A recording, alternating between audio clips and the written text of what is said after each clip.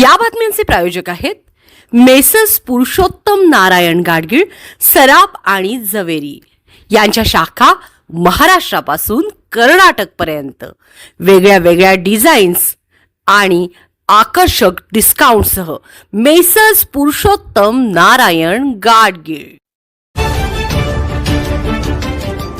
ताज्या बातम्यांसाठी पाहत रहा तिचा सागर न्यूज।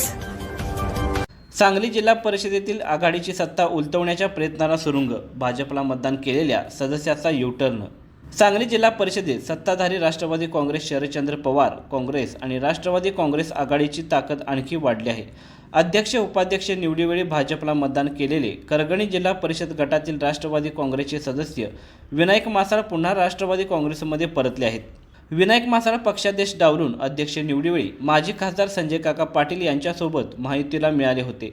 त्यांनी युटर्न घेत राष्ट्रवादीचे ज्येष्ठ नेते राजेंद्र देशमुख, शिवसेनेचे तानाजीराव पाटील यांच्यासोबत राहणार असल्याचे नुकतेच स्पष्ट केले आहे। माजी खासदार संजय काका पाटील यांच्या तंबूतून ते पुन्हा स्वगृही परतल्याची चर्चा रंगली आहे। सांगली जिल्हा परिषदेच्या अध्यक्ष उपाध्यक्षांची निवड नुकतीच झाली। राष्ट्रवादी काँग्रेसचे 6 सदस्य निवडून आले आहेत। यात करगणी जिल्हा परिषद गटाच्या मासाळ यांचा समावेश होता। राष्ट्रवादी काँग्रेसमधील नेत्यांनी महाविकास आघाडीसोबत जाण्याचा निर्णय घेतला, तसा पक्षाच्या गटनेत्यांनी अध्यादेश काढला होता, पण मासाळ यांनी संजय काका पाटील यांच्यासोबत महायुतीत जाण्याचा निर्णय घेतला होता। मासाळ यांनी आटपाडी तालुक्यात शिवसेनेसोबत हातमिळवणी करून करगणी गटातून शिवसेनेच्या पाठिंब्यावर ते निवडून आले आहेत। त्यामुळे अध्यक्षपदाच्या निवडीत महायुतीत जाण्याचा त्यांच्या निर्णयाने राजकीय वर्तुळात पडसाद उमटले होते।